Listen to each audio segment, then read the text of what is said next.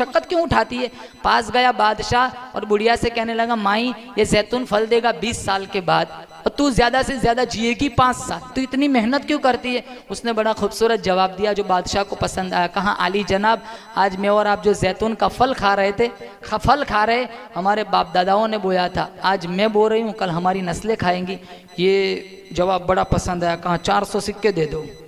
400 सिक्के दे दिए। वो मुस्कुराई। कहा, क्यों मुस्कुरा रही। कहा, मैंने फल 20 साल के बाद लेना था, मुझे तो आज ही मिल गया। कहा, 400 सिक्के और दे दो।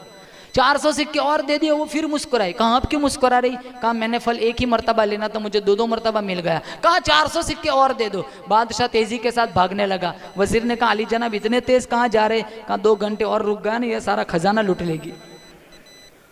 अल्लामा रूमी ने नतीजा निकाला, ज़बान की कड़वाहट औलाद को माँ बाप से भी दूर कर देती है और ज़बान की मिठास दुश्मन को भी दोस्त बना देती है।